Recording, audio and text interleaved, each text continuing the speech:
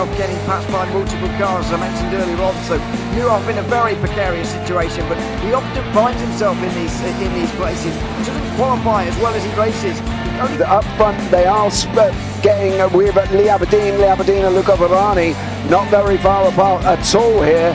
But I just want to see how Alistair Haig deals with Marcello Kessler coming around the old hairpin.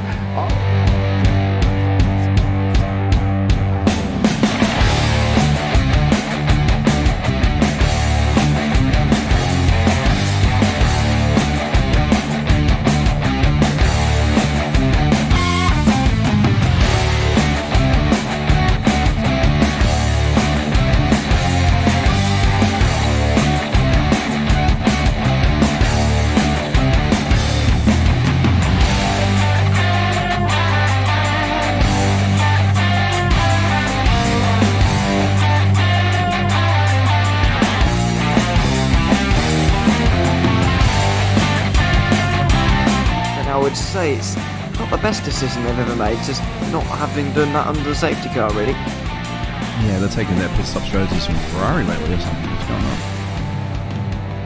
going on? In turn one, just too much gas on them, too much feet on the down pedal, and unfortunately he's dropped him all the way down the order. But Philip Hammer is out in front by an 8.91 seconds.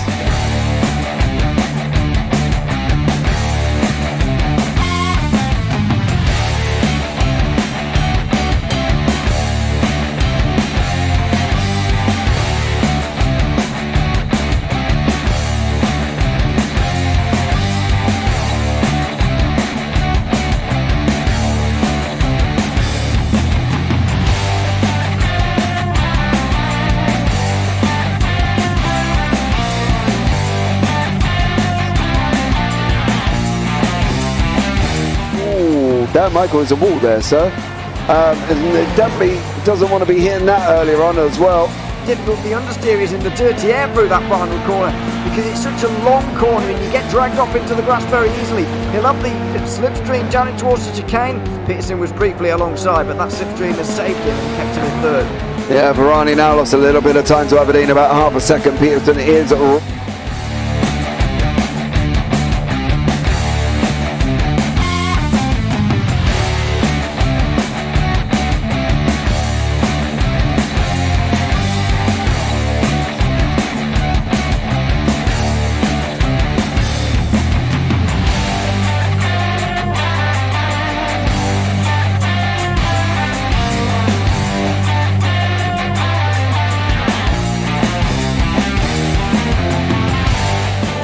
Pike's pushed Morton forward up ahead. He's got out of line. It's now Pike going to have a go at Werrell. Don't push him off. He's in the championship fight. Jack Werrell chasing down Carl Jacklin. Further down, Rob Williams and Chris Barnes. Sensational run outside line now though for the heavy braking zone. Around the outside goes the Audi R8. Look how much Miller's come back into play. Exactly. Miller's still start trouble. He's not on second and change. All of a sudden Miller's back in play.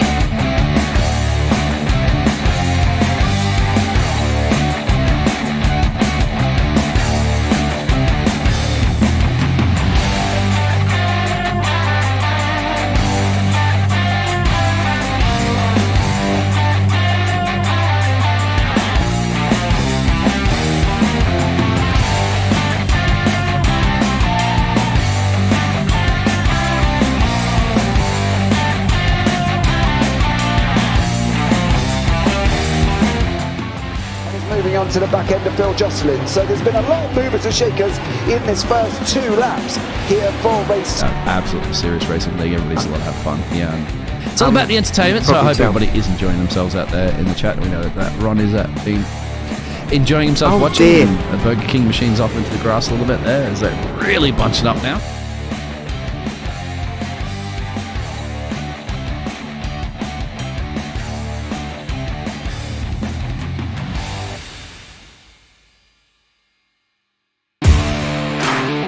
Standing out from the crowd is a challenge. You have the passion, courage, and ambition to do something extraordinary. You have an awesome story to tell and a wonderful vision to share with the world.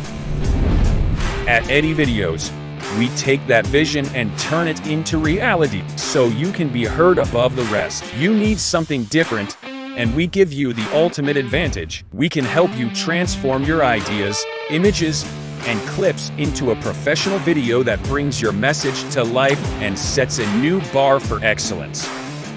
Visuals, voiceovers, editing, animations, whatever you need, we've got it all.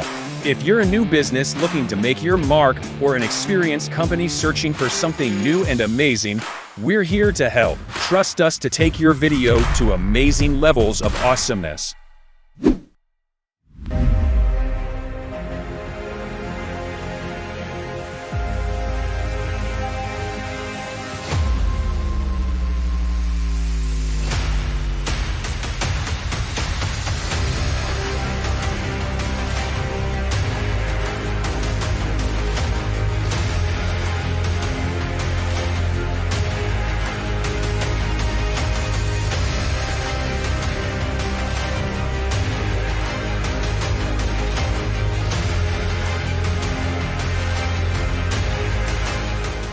Does he have it? Medeiros is going to get it. Look at Thomas! They haven't got it! He's on the outside line though, going into the fastest corner on the circuit. Surely this can't work.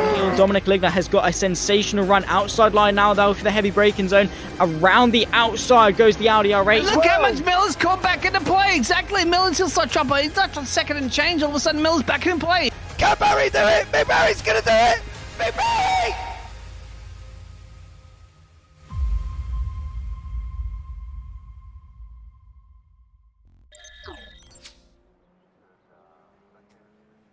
Hello everybody and welcome back to the Radical Race Series for the final season of 2023. It's round 2 here from Magny Cours, a circuit that nobody seems to like apart from me, but I think it's a good circuit. It's relatively new to our racing. Not many people have it, and unfortunately not many have turned up so far this evening, but we're hoping that it's going to be a good night of racing nevertheless, and I'm sure it will be after we kicked off our season 1 week ago at Donington Park. Before we go any further, let's have a look at the championship standings after one round for what it's worth.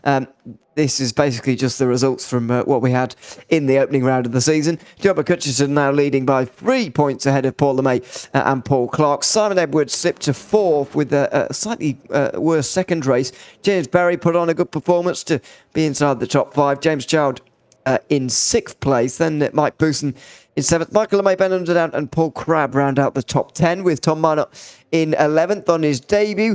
Darryl Taylor 12th with Wayne Palmer and Robert Woodwards stuck together on 24 points. Then there's Clark Williams in 15th. Patrick Jolton and Jamie Bird stuck on 22 as well. Paul Godden and Damien G also tied on points. And then Phil Jocelyn to round out the 20 drivers who have taken part so far this evening. Not this evening, sorry, but this season, I should say.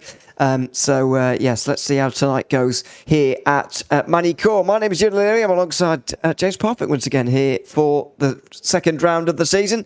And I am the only one that likes this circuit for whatever reason. So we've got 14 on the grid here today, and we're just about to go into open qualifying, which of course returns 10 minutes, and everyone will be out there together in a few moments' time.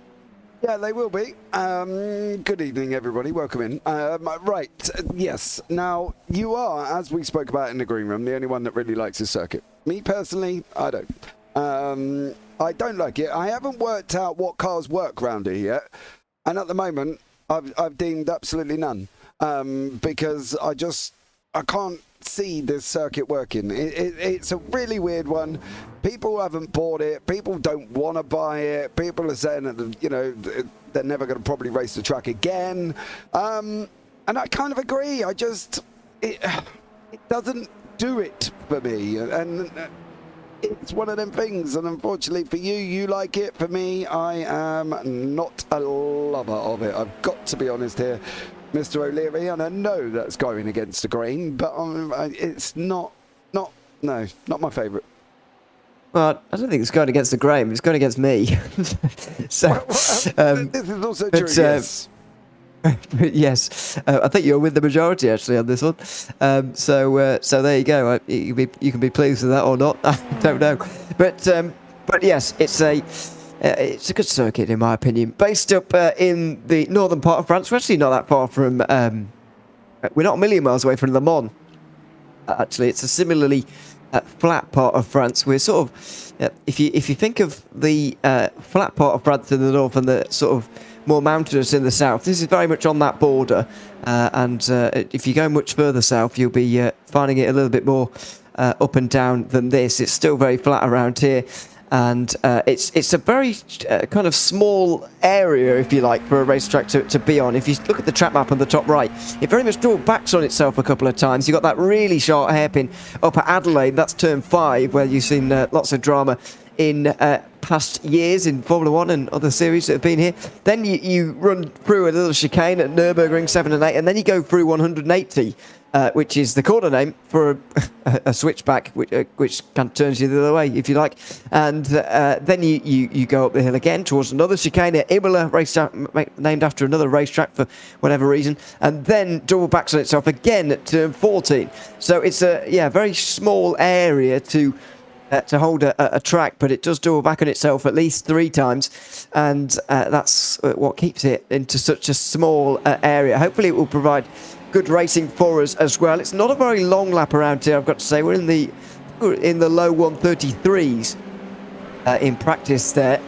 One used to be well below the 120s into the 110s region. Yes, so a relatively short circuit as far as the World of Motorsport is concerned, even though if it is a Grand Prix circuit. Simon Edwards is making his way around the track first, and he's purple in the first sector as well, as he would be, because he is first and the second. But you just don't know what his time is going to stand up like at the end of this, because he did get pole 1 week ago at Donington, but then race 2 didn't quite go as well for him, and he's 4th in the standings after just 1 round. Yeah, but to be honest with you, I'm not really worried about that. I don't. Good evening, Mike Bousson. Welcome in. Where are you? Anyway, you are. No, you're not here. Why are you not here? Did you not go and get this circuit, Mr. Bousson? To be honest, I think the standards at the moment are completely irrelevant. Partly because of the fact that we've literally just done race 1. And I'd more be interested by the time we get round about mid-season point, race 5, race 6, where everybody's sitting at the moment, and to see how they get on. I'm not worried about Simon Edwards. I think he will go and do the business anyway. You know, he's managed a 133 already, and he's managed a low 133 when he was practicing, so I wouldn't be surprised if that's probably the basis of it all. Luke Maxwell's done a 133.4, Simon Edwards 133.0, so we'll keep an eye on it this evening and see how they get on. Edwards at the moment is ruling the roost, as we say, 133.7 plus a purple in sector 1. Maxwell, however, is in the greens in 1, and not really purples any further than that. We'll see what he can do when he goes round, of course, past sector 2. But I don't know. It's Magny Cours, I think. Maybe it's more of an open wheel track rather than a Clio, TCR, Radical, GR86, that kind of track. I'm not buying this rubbish, says Mike Bousson. See? Yes. So, sorry for giggling while you were talking there. I was reading Mike's chat at the time. It's got to be just you. I don't know. I don't know. I'm with you, Mike. I'm sorry. I'm well in the Mike Bousson camp at the moment. And Mike probably is sitting at home going, what? James has actually said he agreed with me, because it don't happen very often. But yes, I do agree with you, Mike. I don't like this circuit. And we just call him Michael today, because that's what his YouTube name is, for whatever reason. So we'll go with Michael Bousson, if you like. Maybe he probably wouldn't like that, so maybe not. Simon Edwards goes a bit quicker then. Second laps in these cars are really the peak, if you like. Final improvements when we used to have the 3-lap format used to be somewhat few and far between, although they are still possible. And John McCutcheon is going to look to action some of them over the course of this session. Luke Maxwell is less than a couple of tenths behind, and it's a great lap from James Barry as well, who had a good start to the season, top 5, and now he's up here again. Maybe he'll have something to say this season in terms of results down the way. Don't forget that Luke Maxwell wasn't here for the opening round of the season, and so we're glad to have him now. But he will look like he's a long way behind everyone else in the standings for quite some time, until we figure that out a little bit later, so that's fine. But he'll be falling behind for a while.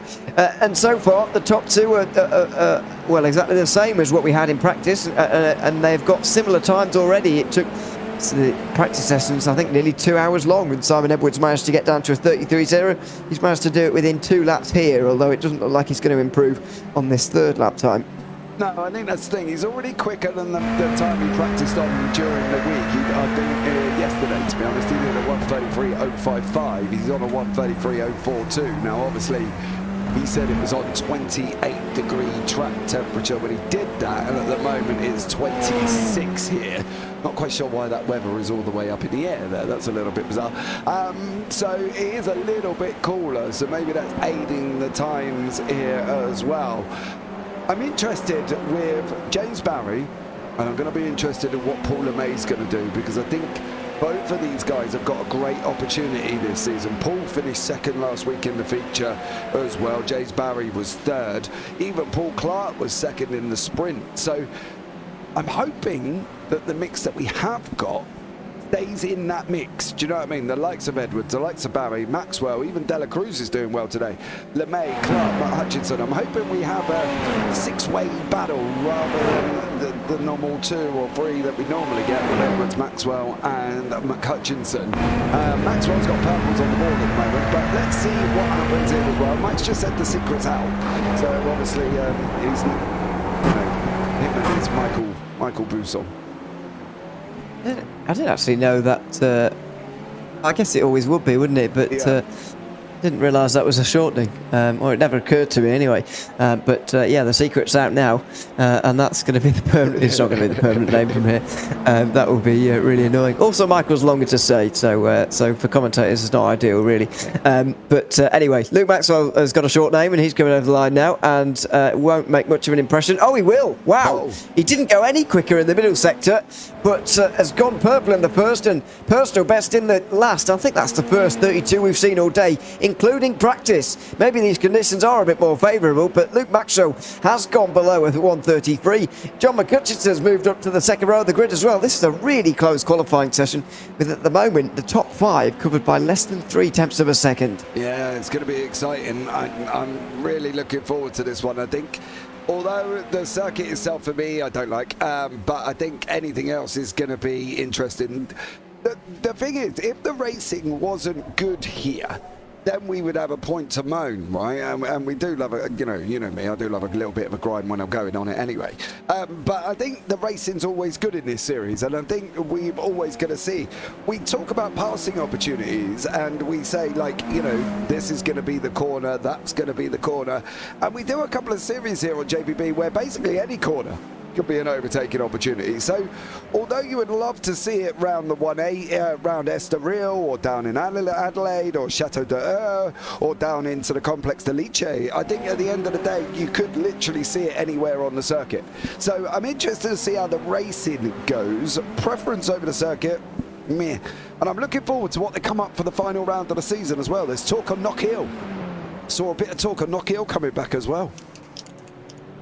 Yes, I did see a bit of that, because we got the Nordschleife in the official schedule for the finale. People don't want to do it, so we're wondering where to go instead. And Knock Hill was thrown around as one of the ones that could be in, because John McCutcheon, obviously champion, gets to decide, or at least initially. So let's see whether that goes through or not.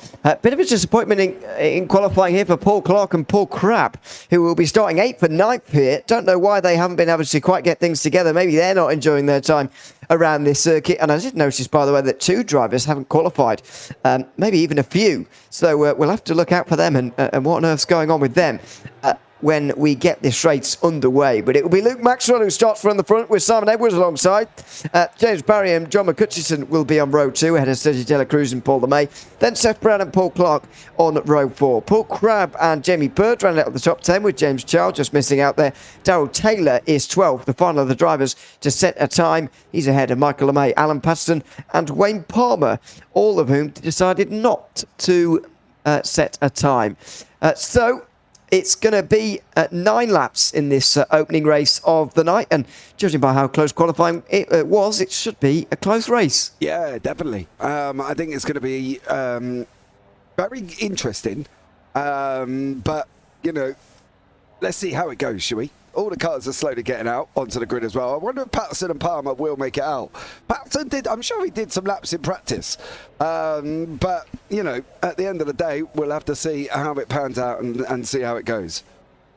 Yeah, Patterson did do some practice, by the way. You are correct. But it's looking doubtful at the moment. Even Michael LeMay and Wayne Palmer, who are looking a bit doubtful for now. So the top 12 have gridded up, and we are going to go. So it will be just the 12 who get underway for this race. The lights will come on for the opener here in Magny Cours, round 2 of the Radical Race Series in Season 4. We're underway at one of them in the mid pack, having a bit of a sluggish start, and I think for Paul Crabb it was a great start, siving his way through the field, but side by side for the lead between Maxwell and Edwards through turns 1, 2 and 3. Edwards finds himself on the outside for the really long turn 3. He'll tuck back into line just in front of James Barry, but he has lost the lead. He'll tuck back into the slipstream immediately though, and it's a long straight on the way up towards Adelaide. There'll be some late braking up here into the extremely tight chicane, one of the tightest corners we've got on the calendar. It's Luke Maxwell on the inside line, and he should hold on from there, but will he? It's still close, still side by side on the way towards the chicane. There's tarmac run off here, and you can be sure that one of them's going to be onto it in a couple of moments time, because there's not enough space for the both of them. Oh dear, Maxwell's off the road, contact made into the gravel. Luke Maxwell falls down to 5th, maybe 6th, with Jamie Bird making up 5 places on the opening lap. Yeah, Maxwell there got shoved out, didn't he, on that corner, and unfortunately did lose out there as well. It looks like Seth Brown's also gone round at the same time. He's sitting at the back. For Luke Maxwell though, he's all the way down in 8th at the moment. He is all the way down in 8th. Contact with him and Simon Edwards. They tried to go too wide through turn 7 and 8, and it didn't work out. There wasn't enough room. So at the moment, James Barry's going to be trying to put pressure on Simon Edwards here to see how he gets on. So let's see what happens. Let's see how the racing goes, and let's see if Maxwell can recover. It's going to be quite a recovery for him, unfortunately, and you do wonder whether there was any damage fixed up as well. I'm sure we'll find that out pretty soon, but James Barry's having a great start to the season. As I mentioned in qualifying, he's right up there in this second round of the season as well, although it's understeer central there, isn't it? Dear me. Not sure if dirty air at play or what it is, or whether it's just that corner. I think it might be.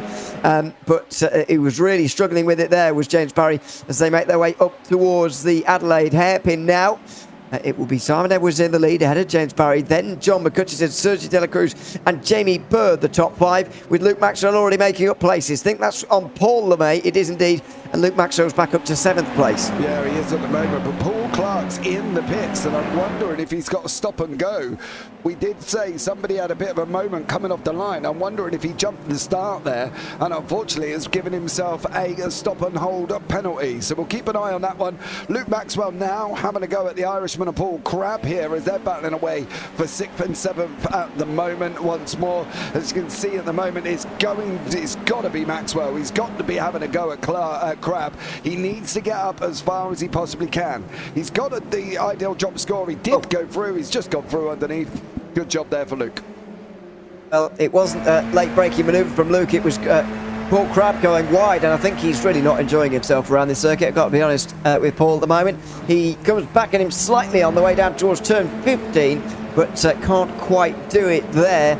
And Luke Maxwell stays in 6th place. But yeah, I think Paul Crabb's really struggling, unfortunately. He's got Paul LeMay right behind now, as well as John McCutcheon sets the fastest lap of the race so far, 34.0, around a second down on the best qualifying time, which is 32.9, high 32.9 from Luke Maxwell.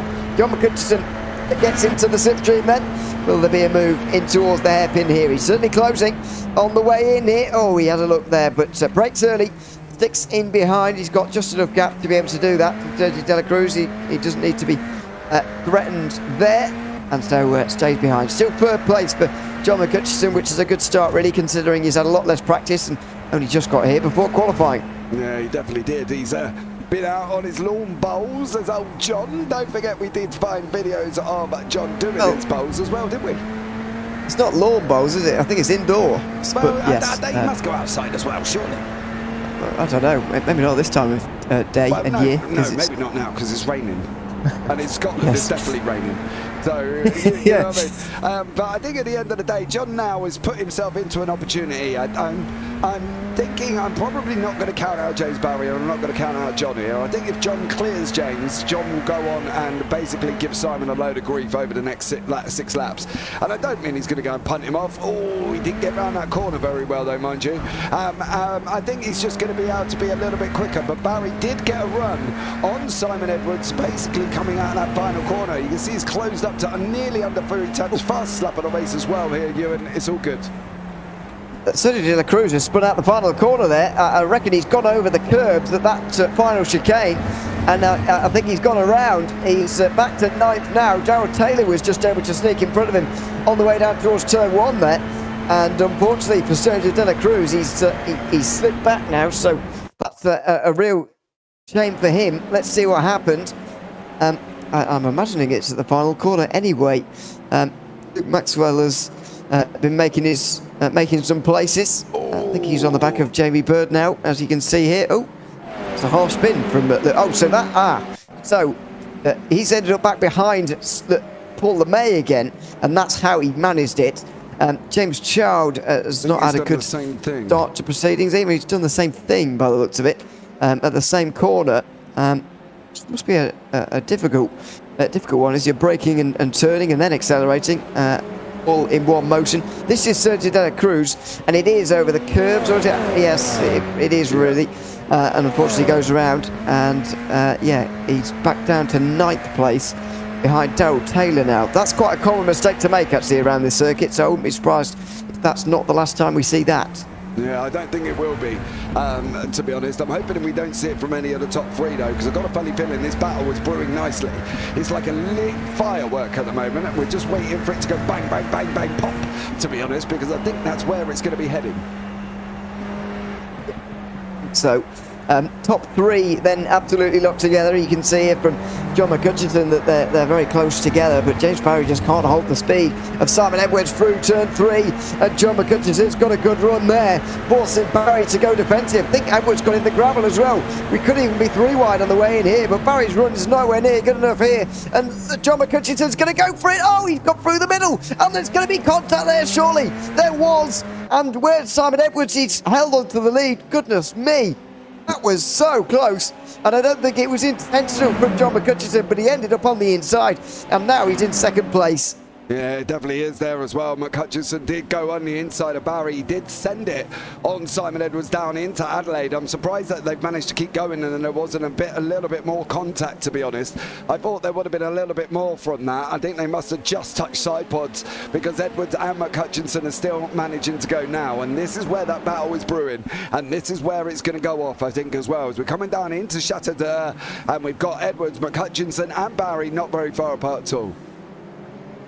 Yep, getting away from the rest as well. Jamie Bird still 4th place, by the way. 6 places gained from Jamie Bird. I think he'll be once again disappointed with his qualifying performance, though. As I keep saying to him, I said to him last week, I should say, he's getting good at coming through the field, but that's only because he's made mistakes in qualifying in the first race as well. That's forced him to get good at it, really. Hopefully he can stay up here and start at least from 7th place in the second one, which would not be a bad start, but he would still have some work to do and some positions to gain from there, of course. McCutcheon's getting pretty brave on the outside of turn 3 now. He's got a bit of a run on Edwards, but not as much of a run as Barry has got on him, as they all make their way down towards the hairpin now. There's going to be no moves here. Everything just settling down after that last lap. For the final 3 laps, really, you get the feeling that this battle for the lead is going to stay together for a while. These top 3 have very similar pace by the looks of it. Yeah, they definitely do at the moment, and Edwards is not breaking away. Barry's dropping back a little bit, nearly half a second out at the moment. He could do with a run. I'm going to say long run, but it isn't really that long from Chateau down into Lecce. So he's got the opportunity to try and close up now, but Barry's got to stay within this gap and within this drive draft to get these guys as well. There's parts of this circuit where Barry isn't as quick, and this is one of them. You can see it shoot out to over half a second. It's coming back down again very, very slowly, but James Barry's got to try and stay with them. This is all a great learning curve for James as well. I think it's keeping an eye on what McHutchison is doing, keeping an eye on what Edwards is doing. I think this is a great learning opportunity for James Barry, and I think he'll come out of this a lot more knowledgeable. But as you can see, these front two are battling away, going through 16-17 before we go off once more. We're going to be on lap 8 of 9, and now that's it. It's going to be 1 and 1 more to go before the end of this race. Yep. So still a few more, and plenty more chances for John McHutchison to find his way through.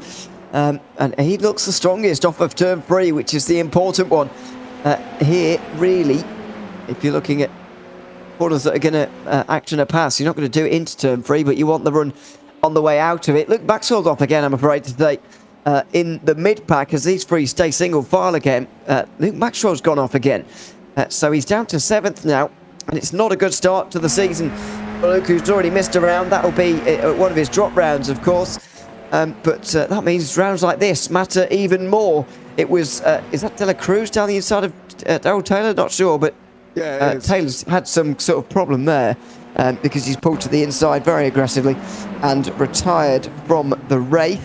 Luke Maxwell has also been off the road. Where has this happened? Down at turn 14, just a half spin there. I thought something had gone a little bit worse than that, because he's not. Oh no, well no, actually that just is it, isn't it? Because he's just behind Paul Crabb in 7th place. So Maxwell will be setting his sights on race 2, really, where we'll be starting from the top half. Yeah, I've got a funny feeling he's at that stage where them tyres are slightly a little bit more cooked than they need to be. And for Maxwell himself, he's obviously gone out and he made that. Okay, so let's clarify Maxwell's thing. He obviously had contact with Edwards initially, which then put him back, which then let him go out and spin, then let him go out, and make another spin. So I think he's worked the tyres as hard as he can here, and I think that's what's causing the problem for Luke Maxwell. Yep, James Barry very close to John McHutchison now for the battle for 2nd place. Is this going to allow Edwards to take his 2nd sprint race in 2 weeks? It might well do, because Barry's on the outside. Unless they both break late and get involved with Simon Edwards, then Edwards might be about to get away with this one. McHutchison stays ahead, though, breaks quite late on the way towards Adelaide Hairpin. Now James Barry will have to find another way through, but it'll be the final lap soon. 3 of them look like they're going to take up the podium places, but not sure what order just for the moment. Simon Edwards leads for now, but he's still got one more lap after this one to hold on. Yeah. Darrell Taylor's in YouTube chat. Sim Commander dead. Rebooting. Now, I'm going to presume that's within the iRacing itself. What I am concerned about is what has gone on here between the Englishman and the Irishman, because they have made contact as Maxwell and Crabb, and unfortunately it looks like they both had an incident. I broke a bit late there, didn't he, and just locked up and had to let Maxwell through. Needs to be careful not to let De La Cruz go as well, but they're all in that fight now, as are the 3 leaders. It's the personal best from John McHutchison on that last lap, and he's going to try and use that now to take the lead away from Simon Edwards, who won the sprint race 1 week ago but struggled in the 2nd one, looking to rectify that one in the feature race, of course, but his day off to a strong start as well. It's a good run out of turn 3, and John McHutchison, I think, is going to struggle to get through now, although the slipstream is quite severe up on the long straight, because you're at such high speed. Down on the brakes they go into turn 5. It's not going to be this time for John McHutchison. He's going to have to find some unorthodox way of going through. Yeah, well, if it's going to be any way, he'll get it on the exit of the 180 down into 14. If he can stay close enough, of course, you can see the lap times at the bottom. It's been McHutchison quicker since lap 4 to 8. He did have one blip in 7, but that was about it. And other than that, he's been quicker than these guys. This is where Maxwell now can try and make his opportunity. Can he force Maxwell to leave that door open? That's going to be the question here as well. Through the chicane of 12 and 13, or Imolara now into Chateau d'Air. This has got to be Maxwell's opportunity. He's tried to put Edwards off as well. He nearly made contact with him there, Ewan, but they're going to be on that run down to Liche. That was his last chance solution, I think, and his last look down the inside. He knew that it wasn't going to happen down here in towards turn 16, and so he's had to settle for second place. Simon Edwards is going to take this surely over the bumps and the curbs of the final chicane. Simon Edwards does take the opening sprint race, or the opening race of the evening, just ahead of John McCutcheon and James Barry in a battle right to the very end. McCutcheon really gave it his all down at turn 14, but in the end it wasn't quite enough, and Simon Edwards ends up taking the win by a very small margin, and the three of them were a real class above the rest in that opening race. Yeah, they definitely were. They got away. As I said, I think it's going to be great if Barry can stay here for the season. We're just going to wait for Seth Brown and Paul Clark. Paul Clark will be the last one to finish with James Child. They are currently on their run down into Imola, so we'll keep an eye on that one here as well. They're not together. Clark is ahead of Child. But I think if this is what we're looking at as well for these battles, I think it's going to be an interesting one. I think this will pan out really nicely for the feature. We can still get that top 10. Maxwell's going to be up there as well. I think Maxwell's opportunity to win this race is incredibly high because he will be on the third row, I think, actually, behind Clark, Brown, Cruz and Crabb, obviously with that top 10 reverse. So let's see what happens in that top 10 reversed. Obviously, James Child just missing out there, going over the line in last position, or the last of those who finished on the lead lap. Anyway, Simon Edwards wins just ahead of John McCutcheon and James Barry, the three of them in a race-long battle, of course, as were Jamie Bird and Paul LeMay, really, 4th and 5th for them. Luke Maxwell ended up recovering from his early spin to 6th position ahead of Paul Crabb and Sergio De La Cruz. Then Seth Brown about half a minute back, with Paul Clark rounding out the top 10. James Child was the final driver to complete the lead lap, as I mentioned, and Darrell Taylor had to retire from that race early on. Don't think we'll be seeing Michael LeMay, Alan Patterson or Wayne Palmer here tonight, unfortunately. So that means that of the 12, 10 are going to be reversed here. It's almost an entire reverse grid here, really. Practically. Yeah, basically, that's the way you're looking at it. It depends if Darrell Taylor's going to be able to even get back as well. I think he may have done, but we'll see when they start gridding up with a minute to go with this little brief warm-up here and see whether or not Darrell Taylor's going to get back onto the grid either. But I think at the end of the day, you know, the racing that we got was the racing that we expected. Was it the three that we thought? No, because Barry was in there, and I think we were expecting that McCutcheon-Edwards-Maxwell battle, but Maxwell now has got this opportunity. If he plays this feature race right, he's got a great opportunity of winning here. He burnt up them tyres in race 1, and that's the only thing I can think of with the continual spins, the contact with Crabb as well, the contact with Edwards. So if he can get this right and nail this, Ewan, I think Maxwell could be on for a win. I think so, but I thought he had a good chance of winning in the opening race, to be honest, and that didn't pan out very well. These opening lap battles really do have to be managed, and especially in those chicanes as well, at 7 and 8, which is Nürburgring for whatever reason, and at 12 and 13 at Imola as well. You've got to be very careful up there. You can get yourself into trouble very quickly indeed. So let's see what happens in this second race of the evening. It's going to be 15 laps in length on this occasion, and this is the starting grid for that second race. It's Paul Clark and Seth Brown who will be on the front row together. Sergio De La Cruz and Paul Crabb on row 2. Normally that's a good sign for Paul Crabb, but I think he's been struggling around here. Luke Maxwell will be one to watch from 5th, of course, as we just said, alongside Paul LeMay. Then it'll be Jamie Bird and James Barry on row 4, ahead of John McCutcheon and Simon Edwards, the championship rivals of the last 2 seasons, at least. James Child and Darrell Taylor line up on row 6, with Michael LeMay, Alan Patterson and Wayne Palmer not likely to start these races. Well, it looks like we've just about got everyone on the grid. Paul Clark seems to be the first to get underway here. The lights will be coming on. He seems to be flashing in and out for a little bit here. So let's see if he gets... Oh dear, well, he's jumped the start. He's going to get out of the way now. Did Seth Brown move there as well? Because surely that would have been distracting. They barreled down in towards turn 1 with cars everywhere. Surely this is going to create chaos in the pack. And I think it already has with contact at turn 1. That's Paul Crabb going quite wide through 3 as well. And he's getting away with it, but not before Luke Maxwell makes his way out to 3rd. A chaotic start, and it could be about to get worse as they make their way around turn 4, a kink in the straight, and then the big braking zone down at turn 5. Maxwell looks to the outside of Sergio De La Cruz. Seth Brown locks up. He goes deep. He's way wide and dropping places. And Luke Maxwell would already be in the lead here, although Paul Crabb's alongside him. He's making a resurgence, and Paul Crabb does get to the lead just ahead of Maxwell. A chaotic start that sees Crabb leading Maxwell, then Sergio De La Cruz and Seth Brown, who locked up into turn 5. Yeah, Paul Clark jumped at that start. Whether or not Seth Brown did as well, we're going to have to see what happened there. Seth Brown then goes and makes a mistake, which allows Maxwell into what we thought was going to be the lead. Now, the thing is, obviously, Crabb's got to run as well. De La Cruz was really close to Maxwell coming up through Adelaide and into that Nürburgring, so he's got to be a little bit careful. But Hutchinson forcing his way past Seth Brown here as well. Barry trying to have a go at Edwards, and it's all going off in this pack here as well. But at the moment, it is the Irishman of Paul Crabb out in front, the man that we think doesn't like the track, but James Barry giving Simon Edwards a good old go as they come around a complete lap 1.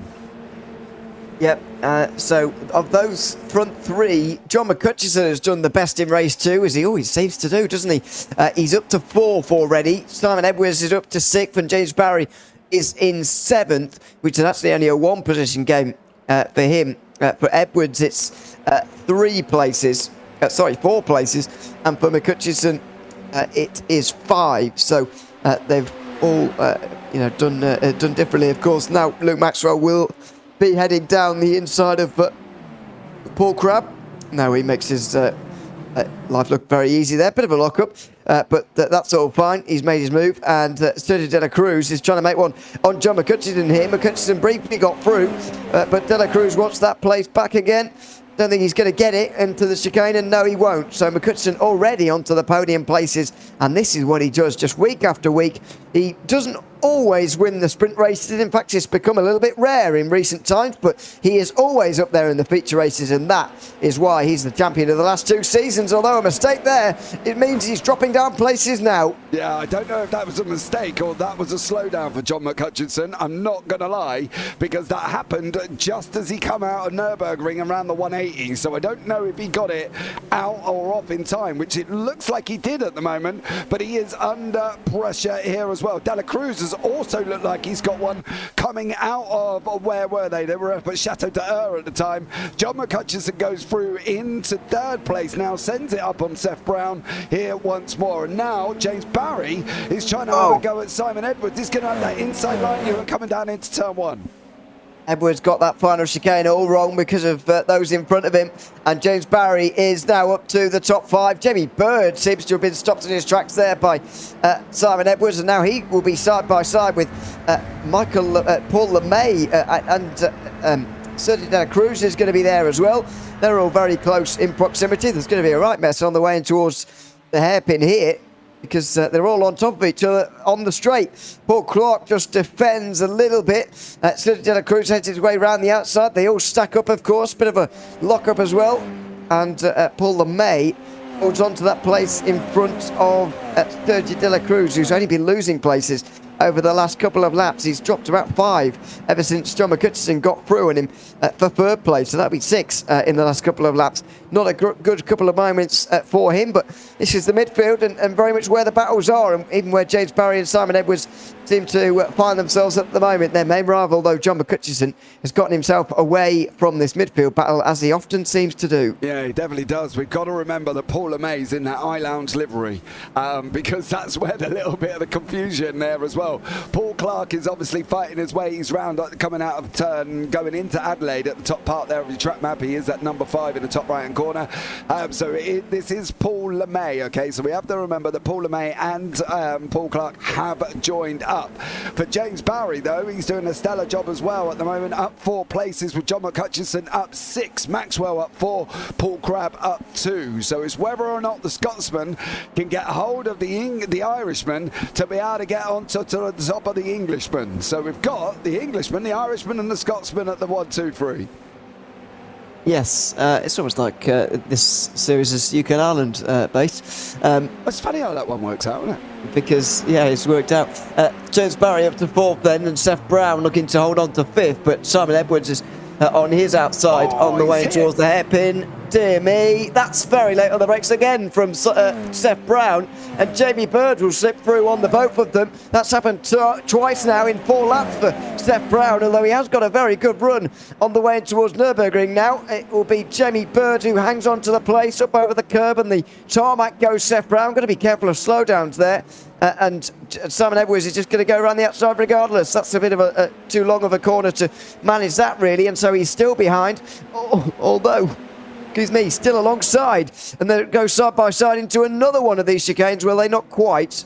Edwards not quite alongside there, but this is very close, and Jamie Bird will be loving it, really. He gained 2 positions for free there, really. Yeah, I'm very surprised that Seth Brown did not get a slowdown coming out of the Nürburgring.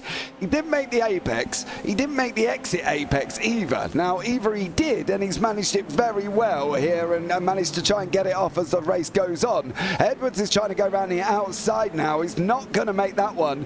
Paul LeMay's going to want to have a go here at the same time, but it's been some very interesting racing. Edwards is going to try and go up the inside of Brown. Did they make contact? They didn't. Brown did manage to hang on, but this is great work from Seth Brown. He is defending like a lion. He is, and it will be annoying Simon Edwards now. You'd imagine he's really struggling to find his way through, and this is almost a carbon copy of 1 week ago. John McCutcheon making places and getting up the order in the feature race, with Simon Edwards struggling to make them up in the background. He's even got Paul Clark behind him now. Sorry, that's Paul LeMay, who's been confusing me all day with that livery, I've got to say. Paul LeMay, who's trying to make his way through on Simon Edwards there. Couldn't do it into the hairpin on that occasion, but Edwards also couldn't make a move himself, and so he's still stuck in 7th place. Yeah, he is at the moment. He's just not being able to get past the immovable object of Seth Brown. And I think he's doing... The thing is with this as well, he's been doing it cleanly, Brown, right? He's not made any silly mistakes. Jamie Bird is slowly closing up to the back of James Barry. But Brown at the moment is defending like an absolute trooper. He is doing a great job. He's been off track. He's locked up deep. He must have had a slowdown somewhere in that last lap he just done as well. Got a slide on now coming out of Chateau d'Eur and down on the run down into Lecce. So unfortunately for Brown, he is looking a little bit raggedy, but he's doing a great job. He's got to send it in deep here. Is Edwards going to sweep round? Nearly. Oh, it's those curves and the final chicane again, and here we go, 3 wide almost. Sergio De La Cruz looking for 2 in 1 here, in towards turn 1. Oh, this could be a big smash, and it's not, but Paul LeMay hangs on or makes a position up to 7th. Simon Edwards is up to 6th, and Seth Brown, unfortunately, is down to 9th after a great defence and a great start as well, which did see him in the lead briefly. John McCutcheon now might be about to make a place as well. He's on the inside line of Paul Crabb, who does the old over and under, but can't quite make that work. So John McCutcheon is now up to 2nd place for good, and well, it's chaos back for 7th place all over again here. Simon Edwards is in 6th, and he's consolidating that place as well. And the others stay in the same positions finally, but goodness me, they've had a big battle over the course of the last couple of laps. Yeah, they definitely have. Here once more, Seth Brown's dropping down again. He's losing a position to Darrell Taylor. I'm wondering if this has got anything to do with this at the moment, Ebo. And I've got a funny feeling there may have been a little bit of a ta-ta-ta between Paul LeMay, Sergio De La Cruz and Seth Brown. There goes Brown. Oh, there was. He's been braking a bit too late into that corner for a few times now, Seth Brown. Just can't quite get the point right, and well, it is a very tight corner, so mistakes do seem a little bit magnified, but even so, he has clattered into LeMay there. Fortunately, And so they'll be languishing at the lower end of the top 10 now. And Brown is actually out the race as well for the moment. So that's not ideal at all. Although we'll still pick up points for 12th place, which is still pretty healthy. And so can't complain too much about that. There seems to have been a secondary... Oh dear. What's that about? There is, but I think he's had a spin and then he's just called it a day. Unfortunately, his internet is not helping me on that replay there, unfortunately, so I couldn't bring you all of it due to the fact that him cutting in and out is causing a little bit of a problem, and I didn't want to stay on him too much because I've seen it before where it crashes iRacing. So we'll stay off Seth Brown. We'll just take it easy. He's had a bad night, and he's going to carry on. So let's see what happens. Yes, we will. I think that's his first race this season as well, isn't it, Seth Brown? He wasn't here last week, so not a good start to the season for him, unfortunately. You did show really good pace at points last season, but hopefully he can get a season strung together, even if this one hasn't started quite so well. This is Sergio De La Cruz and Paul LeMay fighting for 7th place now. I think we're about to have a fight for the lead, though. We're not really quite halfway through this one yet, but Luke Maxwell is being caught by John McCutcheon now, and I wasn't expecting to see that particularly.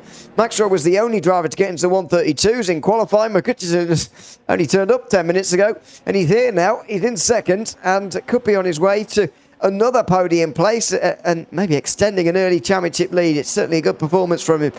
Once again, gaining 7 places so far in this race. Yeah, he's doing a stellar job here as well. Now for Maxwell, he's just got to hang on and he's got to try and defend and defend and defend. The Scotsman's coming and he's come quick. He has come like an absolute rapid banshee as John McCutcheon. He's been quicker, as you can see, apart from lap 6, 1.1 seconds over McCutcheon for the last lap itself. So lap 7, McCutcheon pulled out 1.1.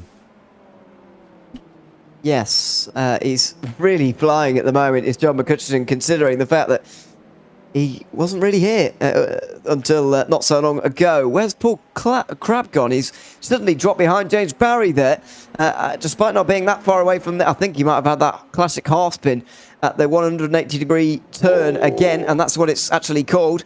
Oh no, he hasn't had a half spin, but he did go wide, and that was a look from John McCutcheon down the inside of even turn 14, which would have been unorthodox, but he didn't make it work. No, I was just about to go to the replay of Paul Crab, and then I realised these guys are literally nose to tail. So we'll stay on this front battle for a minute.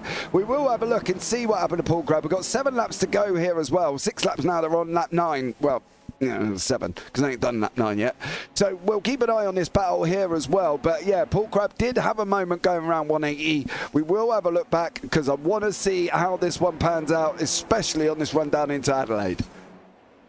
Yep, it's going to be a big stop here, and Luke Maxwell hasn't exited very well, I don't think, or not well enough anyway. John McCutcheon has been able to stay a lot closer to the drivers in front than some others when they've been trying to make moves, and he might be able to just use that now to go for the lead. Outside line, brakes early though. Oh, and he's fooled Maxwell into braking far too late, and John McCutcheon goes through. Easy as you like in the end. Luke Maxwell was fooled into braking too late, and John McCutcheon says thank you very much. He's now in the lead, on his way to a second feature race in 2 weeks. Yeah, I think he is now. I think he's all going to be done and dusted here with Luke Maxwell. I'm sorry, Luke. I do love you, and you know, you're a great fella, but that was a mistake. And McCutcheon has said, thank you very much. I'll have some of that. Now, I'm going to jump down onto Darryl Taylor here. He's having a nice little battle with James Child. We'll see how this one pans out. Then we'll have a look and see what Paul Crab got himself up to here as well. But these guys are on that way out of 10 and 11 down into Imola here once more on this race circuit. And Darryl Taylor got back in the race after he had an incident as well with something it was called, wasn't it? Commander or something. So let's see what happens here with Darryl Taylor and James Child for a minute.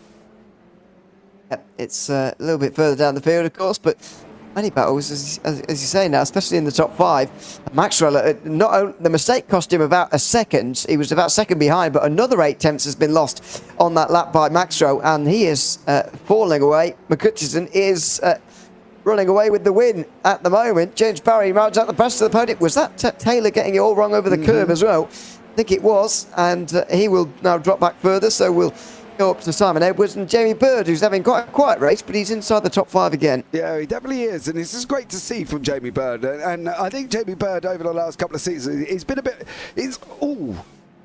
I wonder what he was doing then.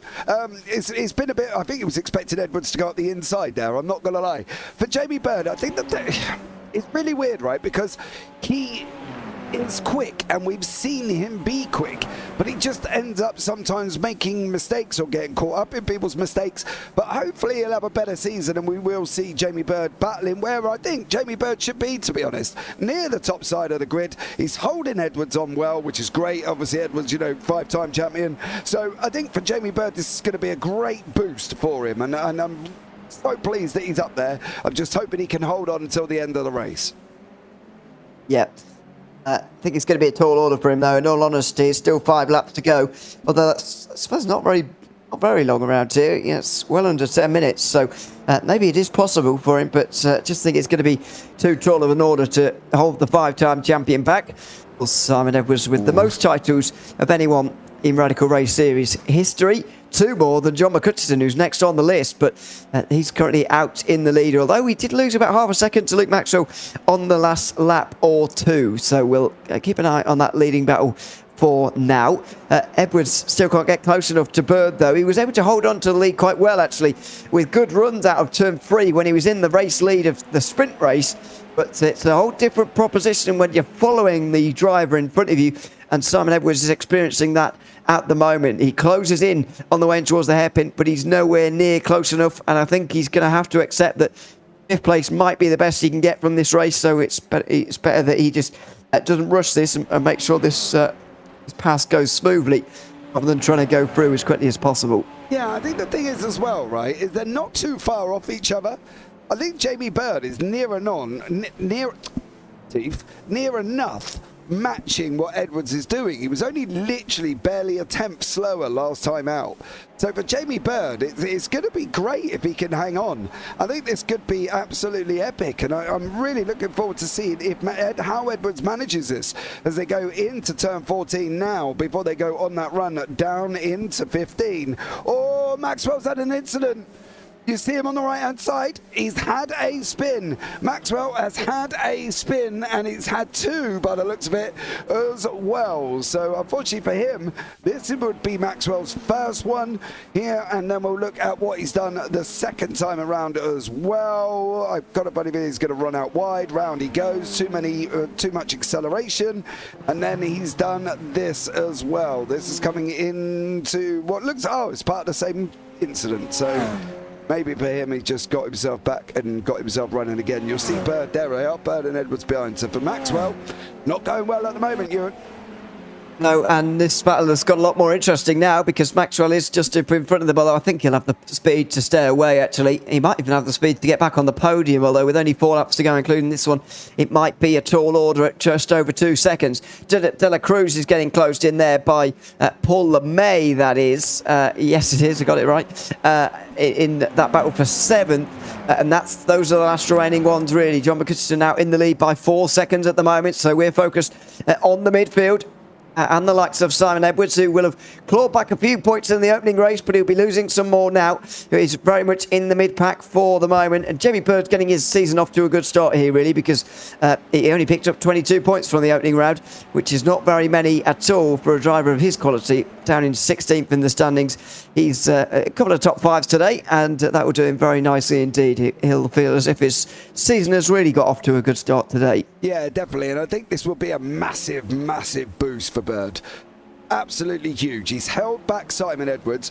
You said it would be a tall order. Sorry, hanging you out to dry there, Ewan. But I think he will. I think there's an opportunity if he can keep this on track with the mistakes that Maxwell's making. I think he's got an opportunity to grab 4th place here. I really do. And I still think he'll hold Edwards back. So with only barely 2.5 laps remaining here, Jamie Bird, I tell you what, if he don't come out of this buzzing and thinking, oh my God, I can actually do this, my confidence is there, my car ability is there, and he will come out brimming on this one, because he's held the 6-time champion back. back, and he's got a chance of catching another champion in front of him. Yes. A bit of foreshadowing there. Simon Edwards is a 5-time champion, not 6, but yeah, maybe 6, 5. maybe you already know the outcome of this season. But we'll not go there. Not today, anyway. Still a couple and a half laps to go, and Edwards can't find his way through on Jamie Bird for the moment. I mean, as I said earlier, it's a very different proposition following someone like this compared to when you're trying to go through, when you're trying to defend. But there's no worries now about that for Simon Edwards, because eventually he was given the place by Jamie Bird, who just went wide into 180. It's not a spin like we saw from we have seen from some in the past. It was just a bit of a running wide there from Jamie Bird. He'll still have defending to do, this time for 6th place, but Simon Edwards at least is through now. Yeah, it's such a shame. We just picked him up. We just said he would have come off this brimming, and then he goes and makes a mistake round 180. So I don't know if that's my fault or what, but Jamie, I'm sorry. I'll apologise now. But this is where we were saying, this is what we said about sometimes making them mistakes that jeopardises where he was. He was in 5th and he had a good opportunity to get 4th. And now he's going to be struggling to hold 7th because De La Cruz is going to be looking quick here as well. But they haven't got long to go. Oh, De La Cruz makes a mistake, takes a trip through the gravel. Here comes Paul LeMay. Obviously the depth of the gravel has gone a lot higher in iRacing Ewan since the update as well, so that would have slowed De La Cruz down absolutely no end, hence he lost that place to LeMay. And now it's all about whether or not Maxwell could get grabbed with 2 laps to go. I did hear about gravel changes, but I've not really seen them in action yet, to be honest. But because to be honest, I thought the gravel was quite good in iRacing beforehand. But anyway, they've changed it. Yeah. Luke Maxwell is close to Paul Crabb. Then just over a lap to go in this battle for the podium. Does it? I guess it will slow you down a lot more these days than in previous. They've added depth to it basically, and if you've seen a video on the grass, do you know at Daytona, where you come out of the first corner, Daytona Roval, you come out the first corner, and before, if you went on the grass, you used to end up coming back onto the track at the exit of the horseshoe, didn't you? Well, they showed a video the other day, somebody doing that, and it actually stopped an LMP car before he got to the exit of the horseshoe. So the depth has been added a lot, and they've basically made it where it's not ice anymore. They've made it more like sticky mud. So it's an update that was needed. Whether or not they've gone too far, I don't know. But I think the update was needed as we're on the final lap. Yeah, interesting. We'll have to see how it goes, because I do feel like sometimes games just use it as an anti-cut mechanic sometimes. It slows you down really too much. But let's see if they've got it right over the course of the season, of course. Still, there'll be time to change it at the end, I guess, if it's wrong or whatever. Luke Maxwell will try and go through to the podium then. This is the last lap, and Paul Crabb has been a little bit off colour today in terms of speed, but he's raced well in the feature. But has he raced well enough for a podium? Well, Luke Maxwell doesn't think so. He's going to be chased all the way to the white line. A big squeeze from Crabb. And they're going to go side by side into the chicane as well. Crabb squeezes him as much as is legal, really. And Maxwell will feel maybe a bit aggrieved about that, but he can't find his way through. Simon Edwards will be onto the back of them now as well. That was aggressive defending from Crabb, but effective as well. And so he holds on to a top 3 for the moment. Further up through the field, though, John McCutcheon is currently leading the way, and with 4.5 seconds in hand, he should be on his way to his 2nd feature race win of season 4 in 2023. He won at Donington Park 1 week ago. Now he's going to win at Magny Cours as well, further ahead of James Barry as well. What about Simon Edwards? Can he make his way through? No, not quite into the turn 15. He will have to stay behind Paul Crabb and Luke Maxwell over the line. But there we have it. John McCutcheon, race winner again in the feature race. And in the end, fairly comfortable at more than 4 seconds ahead of the rest. He did a good job there as well. But Edwards did get that 5th place. Maxwell recovered back into 4th, and Bird finishes 6th, which is great for them guys. Paul Clark not had a good race whatsoever. He is just racing around on his own, seeing the sights of France as he goes through. I'm sure he'll be able to tell me all about the sights anyway, because he's probably done it before. One thing I have want to pick up on, and we were failing to mention it as Clark comes down here. the track names: Estoril, Nürburgring, Adelaide, Imola. Now, have they just gone round and decided that they're going to get the track names from, or are the curbs, or is that part of the circuit from that part of the circuit that they've called? Well, I can't think of a corner that had. Well, I suppose the what would it be? Turn 9 or 10, maybe. Adelaide is quite tight, and maybe that's that model off that. I don't think there's a corner like that at Estoril, or maybe the final corner is a bit like that. Imola, can you think of any chicane like that? Yeah, you can. You've got the first one, haven't you? And you know that there is. I can see that one. Is it the first one? Is it the first one? You carry on for a minute. I'll bring you out the race results, and I'll go Google it in the process. Okay, I'm not convinced. The Nürburgring and Imola ones are not convincing me at the moment, but maybe I can be swayed.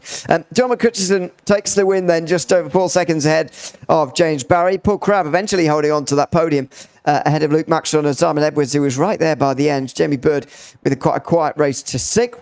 Paul LeMay and Sergio De La Cruz were quite close throughout that one, and they finished 7th and 8th. James Child and Darrell Taylor round out of the top 10, with Paul Clark, the final driver, to finish on the lead lap, with Seth Brown completing the field, despite being 10 laps down by the end. Had to retire pretty early on from that race.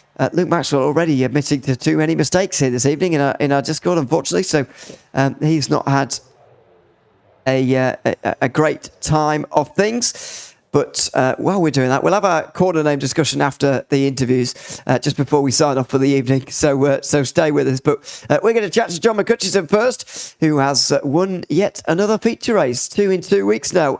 Welcome in, John. Good to have you with us. And it was another feature race victory for you after a pretty good sprint race as well.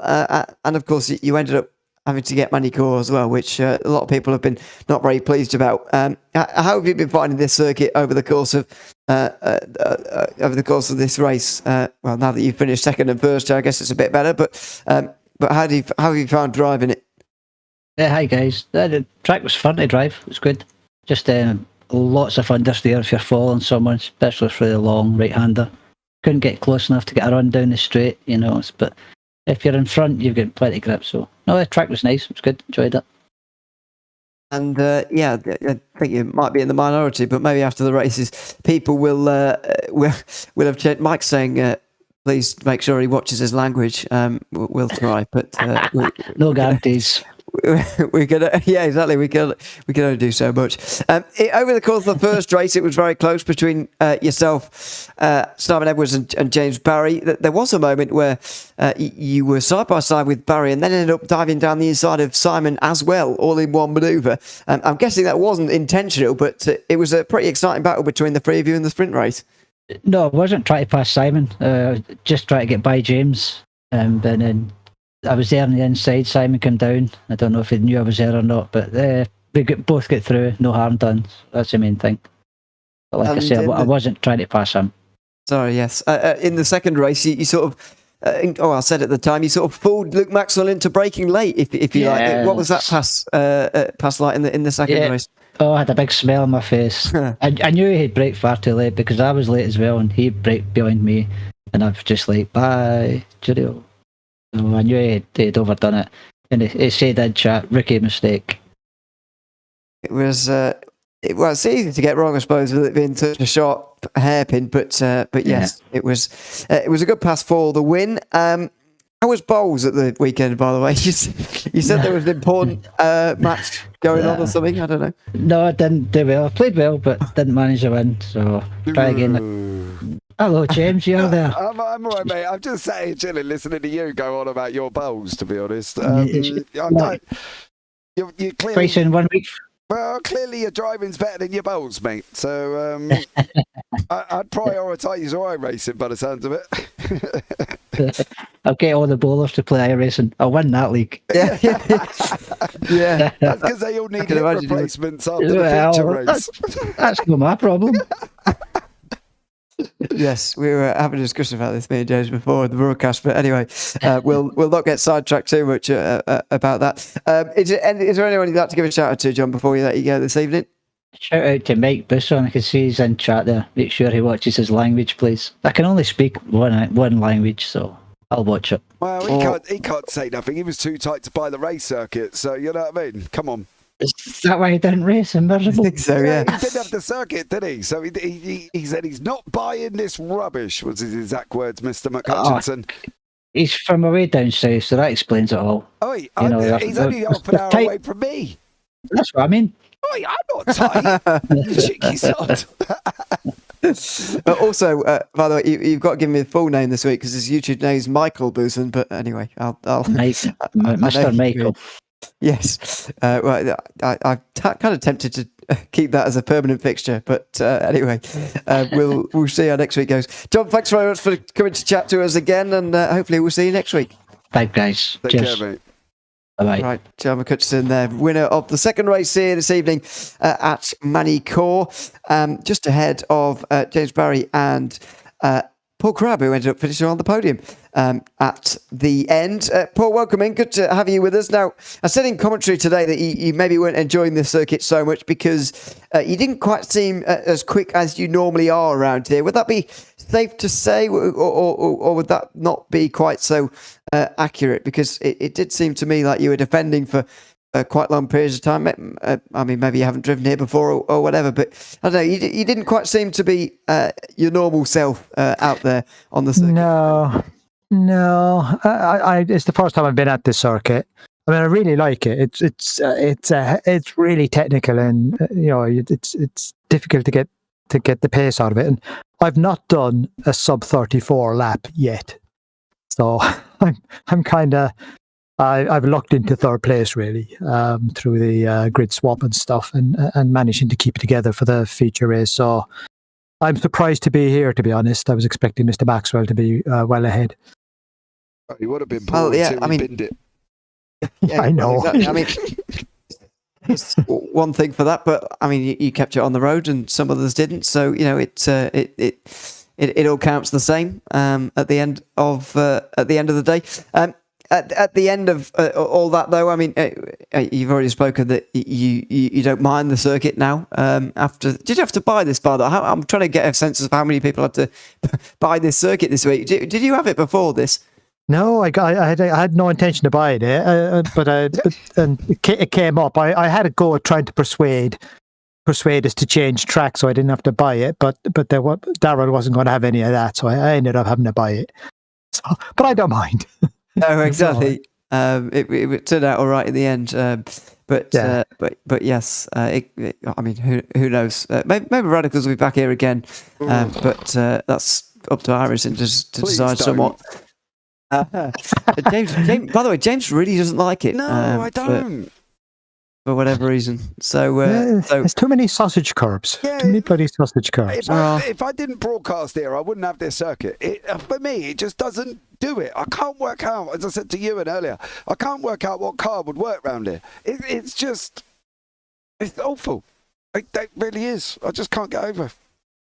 Yeah, it's okay in the Radical. It's just it's really tricky. I have got no idea how to go through the last chicane. And that I was losing 0.3, 0.4 seconds every lap going through there. Yeah, just a disaster. But the rest of the track I'm okay on. It's just a little frustrating. Yeah. I mean, it turned out all right in the end. What about next week? We're at Alton Park next week, which I know you have because I've seen you drive it before. We've been there at Radicals fairly recently. How do you think you're going to go around there next week? Hopefully, okay. I like Alton. It's not easy to overtake, but it's a great track. It just seems to suit the Radical perfectly. It's got great sort of flowing corners, pretty much all the way around. So yeah, great track. One of my favourite. Certainly is. We're looking forward to seeing you there. Is there anyone you'd like to give a shout out to before we let you go? Oh, I'd like to shout out to Darryl Taylor to say thank you very much, Darryl, for making me buy this blooming track. And you loved it, Paul Crabb. I'm not complaining. It was really interesting. I haven't learned a new track in a long time, and so it was good fun learning it. Yes, it's good to go to a new track every now and again. Paul, congratulations on a podium at the end of tonight, and thanks for chatting to us as well. Okay, thank you, gents. See you later. Thanks very much, Paul Crabb there, chatting to us at the end of tonight's races. I can't drag anyone around anymore. There we go. It's oh yeah, I don't know if someone banned me.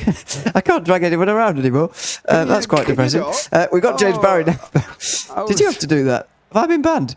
What's going on? Makes sense. I don't know. I don't know. Anyway, James Barry is here now. Welcome in. Good to have you with us. Double podium for you tonight, James, and a very exciting end to the opening race as well, which I'll start with between yourself, John and Simon, all there as well. You ended up in third place. I mean, what were your kind of reflections on that at the time when it seemed to me you were kind of stuck in that third place with the two of them in front of you and you couldn't quite get second or any further? Well, I was running second for, I think, the first half of it, and, just trying to stay in Simon's slipstream and wait for him to make a mistake. And, you've got John buzzing around you all race, and you can't get him out of your mirror, and he managed to get past. I heard you talking to him about it when he slipstreamed down the straight, and I was a bit disappointed, but I'm just happy to be up there with them. I heard James last week on the broadcast saying that he thinks I could be a dark horse this season, and I'm just trying to do my best impression, to be honest. Are you going to be here all season, though, James? Yeah, I am. I promise. Oh, come on. Good job. Well, maybe the dark horse is going to be one to watch. We'll see. In the second race, you were able to make your way through the field into second. Of course, not quite as quickly as John managed, but nobody seems to be able to do that as quickly as John does for whatever reason at the start of these races. How was it getting through the field, and then obviously by the end you were pretty much on your own? Yeah, it was chaotic. I noticed with John that he's probably the one who makes the most decisive moves out of any of us. So it wasn't a surprise to see him kind of streaking off into the distance. I had my eye on Simon as well, and we were both getting caught up behind Seth and other people. And I can't lie, I was pleased to get ahead of Simon and finish ahead of him in that race because, he won the first one, didn't he? So, yeah. So it was all good in the end, yeah. And it was surprising to see Luke make that mistake. I didn't expect that from him, but I'll take it. Yeah, it was somewhat surprising, but I guess that's what happens at new circuits. Is there anyone you'd like to give a shout out to, James, before we let you go? No, just everyone for being really competitive and making a great race. Absolutely. Thanks very much for coming to have a chat with us. Congrats on a double podium tonight, and hopefully we'll see you next week. Yeah, we'll do. See you guys. Cheers. Thanks very much, James Barry there. Second place and third in the two races this evening. And that will just about do it for our coverage. Did you figure out which chicane Imola and Nürburgring are modelled off? Because I can't really see it at the moment. Okay, well, Imola, Tamburello. Okay. That's where that is for the Imola chicane. To be fair, it could be off Villeneuve as well. All right. Now, Estoril, the Parabolica Ayrton Senna, which is the long looping last corner. Yeah. I'm going to accept that. Yeah. I'm going to accept that. Adelaide is Foster's Corner, the chicane at the end of the circuit before the start-finish line. And the Nürburgring... The hairpin, you mean? Well, the hairpin. What did I say? Yeah, the hairpin, sorry. Yeah, the hairpin, not the chicane. Okay. Sorry, I'm just making sure. You're picky this evening. And the Nürburgring is coming out of Shell Curve on the run up to the RTL curve. So that's where they have based that on. But the Imola part of it is very much the same as the Tamburello. So I would go with that one, but that's probably where it's based off. I feel like those two chicanes, Imola and Nürburgring, are not quite as tight as the real ones because you have to brake quite hard for turn one at Imola for the Tamburello and even harder for the Villeneuve chicane. And you don't really brake very hard at all for the one in Magny Cours. So, maybe they are modelled off that, but they're certainly not as tight. Yeah, they are modelled, but they're just not as tight. As I say, the same with the Nürburgring, really, where obviously we go right, left. I think it's shell curve where it goes left, right, but that's kind of the nature of it. And as I say, for Imola, I am going with the Tamburello. That's but probably just the opposite way. Or I can't really see Acqua Minerale, to be honest, or the Grassini down at 15. So, but that's where I'm guessing they get the names from. Yes, I don't think the Wikipedia page suggests that any of the corner names they are actually modelled after that. But that, I mean, maybe I don't know. We'll never know. Stop it, pedantic. We're only going off the information I can Google.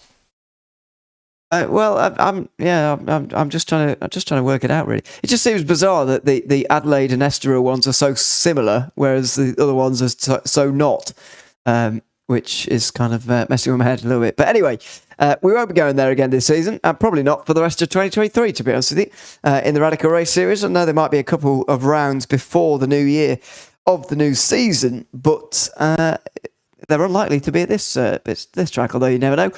We will be back next week, of course, at Oulton Park, scene of one of my favourite ever Radical Race Series events that we had a couple of seasons ago. Maybe it was a few seasons ago now, when we had 3 drivers in championship contention, lots of drama over the course of the day. And it was a great event, and I'm sure it will be the same next week. So make sure you join us again for that at Oulton Park. For now, though, that's it from us. Make sure you join us again, same time, same place next week. In the meantime, make sure you subscribe to the JPB YouTube channel, because there is lots more racing coming up over the course of the week, including the weekend here coming up. So make sure you join us for that. For now, though, I've been Ewan O'Leary alongside James Parfitt here for the evening. And until we see you at the 3rd round at Oulton Park, it's goodbye for now.